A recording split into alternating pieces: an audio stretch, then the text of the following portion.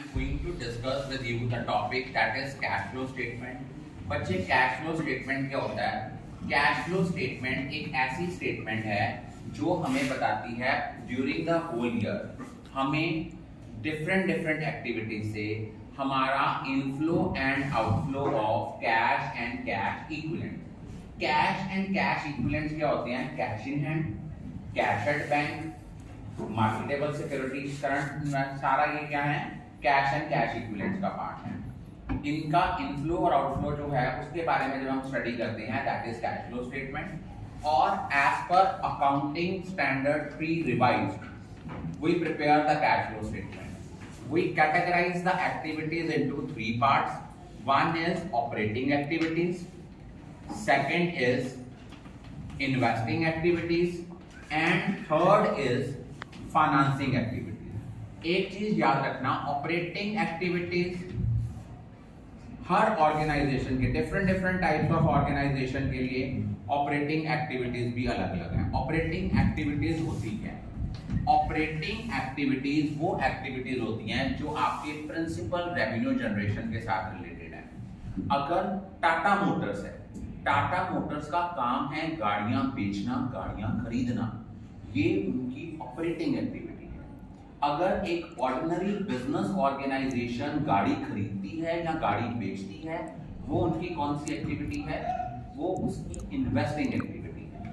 अब मान लो एक फाइनेंस कंपनी है, उनका काम है शेयर्स में इन्वेस्ट करना, लोन देना, लोन लेना, वो उनकी फाइनेंसिंग एक्टिविटी नहीं है, वो ऑपरेटिंग एक्टिविटी है। अगर आम पर्सन कोई लोन देता है या लोन रीपे करता है, वो उनकी फाइनेंसिंग एक्टिविटी है। लेकिन डिविडेंड पेड हर ऑर्गेनाइजेशन के लिए ही फाइनेंसिंग एक्टिविटी है।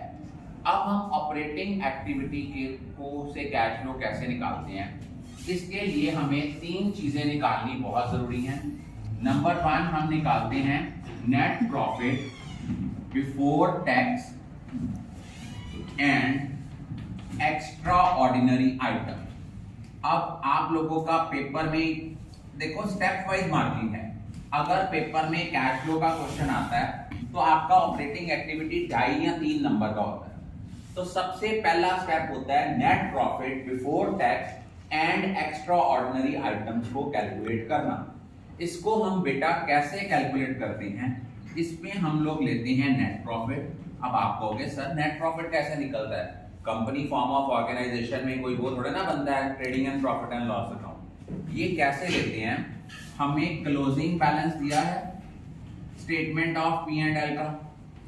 Closing balance of statement of P and L में से हम क्या करते हैं? ओपनिंग बैलेंस जो है statement of P and L का माइनस करते हैं। It may be positive, it may be negative. Positive है तो हमारा प्रॉफिट है, नेगेटिव है तो लॉस है। कैसे नेट प्रॉफिट निकालते हैं? Closing balance in statement of P and L में से हम opening balance in statement of P and L जो है वो उसको हम क्या करते हैं? माइनस करते हैं। क्लियर? और इसमें हम ऐड क्या करते हैं? कोई प्रोविजन फॉर टैक्स जो हमने मेड ड्यूरिंग द ईयर की है वो हमने ऐड करना है। अगर in the absence of information, अगर पेपर में क्वेश्चन साइलेंट है, उन्होंने ये नहीं लिखा हुआ कि कितनी प्रोविजन फॉर टैक्स मेड की है ड्यूरिंग द ईयर, आपको करंट ईयर की फिगर दी है, आपको प्रीवियस ईयर की फिगर दी है, तो करंट ईयर की फिगर जो होती है वो tax made during the year है, वो वाली हम इसमें ऐड करेंगे। और हम इसमें ऐड करेंगे ट्रांसफर टू रिजर्व। अब आप कहोगे सर हमें कैसे पता लगेगा हमने रिजर्व में ट्रांसफर किया? सपोज आपका ओपनिंग बैलेंस रिजर्व का कम है, क्लोजिंग बैलेंस ज्यादा है। ओपनिंग बैलेंस मान लो 20,000 है, क्लोजिंग बैलेंस 35,000 है। जो 15,000 का बच्चे राइज आया that is only because of transfer. तो जो उनका डिफरेंस होगा वो हम क्या लिखेंगे? Add transfer to reserve. और अगर हमें कोई प्रपोज डिविडेंड दिया है प्रीवियस ईयर का, प्रपोज डिविडेंड हम प्रीवियस ईयर का जो होता है वो ऐड करते हैं। और कोई करंट ईयर में इंटरिम डिविडेंड होता है 2 फाइनेंशियल ईयर्स के इन बिटवीन अगर कोई डिविडेंड दिया जाए, उसको भी हम ऐड करते हैं। और हम ऐड करते हैं कोई एक्स्ट्रा ऑर्डिनरी आइटम जिसको हमने डेबिट किया है, for example loss due to earthquake, ये एक्स्ट्राऑर्डिनरी आइटम है, इसको हम ऐड बैक करेंगे और हम तीन चीजें दो माइनस करते हैं, रिफंड ऑफ टैक्स और एक्स्ट्राऑर्डिनरी आइटम जो क्रेडिट की है, for example insurance claim receipt, वो हम क्या करते हैं, माइनस करते हैं। तो सबसे पहले जब भी हमने ऑपरेटिंग एक्टिविटी का कैश फ्लो निकालना है, हमें सबसे पहले क्या निकालना है, net profit before tax and extraordinary items. ये बेटा जी कैसे निकलता है, इसको निकालने के लिए हम क्या करते हैं, नेट प्रॉफिट में नेट प्रॉफिट लेते हैं। अब आप कहोगे सर नेट प्रॉफिट कैसे निकलता है, नेट प्रॉफिट हम निकालते हैं closing balance in statement of P&L में से opening balance in statement of P&L minus करते हैं। If the difference is positive then it will be profit, if the difference is negative then it will be loss.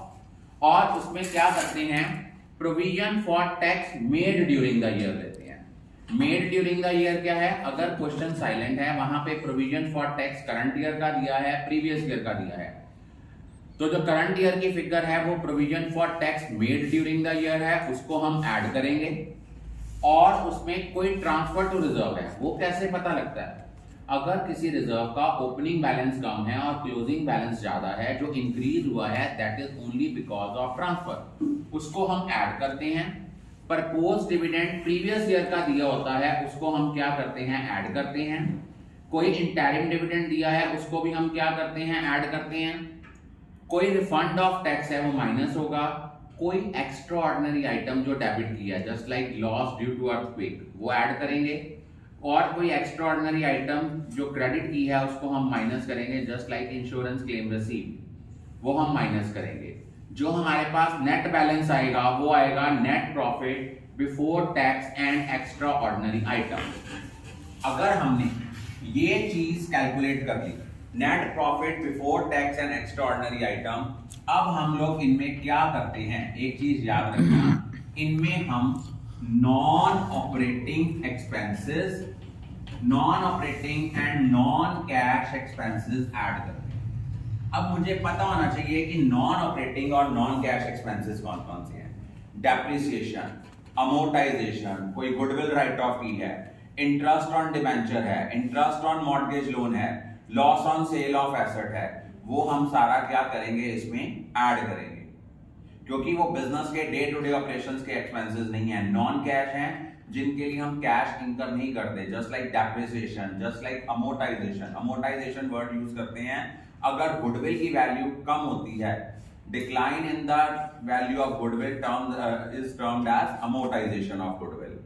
तो हम क्या करेंगे, net profit before tax and extraordinary item में non operating and non cash expenses add करेंगे, क्योंकि वो already deduct हुए हैं, और नॉन ऑपरेटिंग इनकम जो हैं वो माइनस करेंगे। नॉन ऑपरेटिंग इनकम है, कोई हमने इंटरेस्ट रिसीव्ड किया है, कोई gain on sale of asset है, वो हमने किया है। अब इन तीन चीजों को एडजस्ट करने के बाद जो हमारा आएगा उसको हम कहेंगे operating profit before working capital changes. अब देखो दोबारा मैं डिस्कस करने लगा हूं, अगर वो कहता है operating profit before working capital changes, हम कैसे कैलकुलेट करते हैं, इसको कैलकुलेट करना है net profit before tax and extraordinary item में नॉन ऑपरेटिंग और नॉन कैश एक्सपेंसेस ऐड करने हैं, नॉन ऑपरेटिंग इनकम माइनस करनी है। ये हमारे पास जो आएगा वो क्या आएगा, operating profit before working capital changes. अगर हमारे पास operating profit before working capital changes आ गया, इनमें हम क्या करेंगे, अगर कोई करंट एसेट इंक्रीज हो रहा है वो आउटफ्लो है, करंट एसेट डिक्रीज हो रहा है इनफ्लो है, करंट लायबिलिटी इंक्रीज हो रही है इनफ्लो है, करंट लायबिलिटी डिक्रीज हो रही है तो वो आपका आउटफ्लो है। जब हम करंट एसेट्स की बात करते हैं, सारे करंट एसेट लेते हैं except cash and cash equivalent. जब हम करंट लायबिलिटीज की बात लेते हैं, सारी करंट लायबिलिटीज लेते हैं except short term borrowing like bank overdraft and cash credit, इनको कंसिडर नहीं करना। तो इसके बाद हमारे पास आ गया फंड्स जनरेटेड फ्रॉम ऑपरेशंस, और जितना फंड्स जनरेटेड फ्रॉम ऑपरेशंस आता है उनमें टैक्स पेड हम क्या करते हैं, माइनस करते हैं। अगर तो क्वेश्चन साइलेंट है, करंट ईयर की फिगर दी है, प्रोविजन फॉर टैक्स की और प्रीवियस ईयर की दी है, हम क्या मानते हैं जो करंट ईयर की फिगर है वो provision for tax made during the year है और जो प्रीवियस ईयर की फिगर है वो टैक्सेस पेड है। लेकिन अगर आपको वहां पे क्वेश्चन में कोई एडजस्टमेंट दी है, ओपनिंग और क्लोजिंग बैलेंस के अलावा अगर आपको कोई एडजस्टमेंट दी है, then you have to prepare provision for taxation account. Provision for taxation एक तरह की लायबिलिटी है, इसका ओपनिंग बैलेंस आना है by balance brought down, opening जो होगा, और क्लोजिंग बैलेंस आना है टू बैलेंस कैरिड आउट। ये हमारा क्या है, क्लोजिंग बैलेंस है। जितनी हमने provision made during the year की है, अगर ये हमें दी हुई है, इसको लिखना है बाय स्टेटमेंट ऑफ P&L। अगर टैक्सेस पेड दी हुई है तो टू बैंक।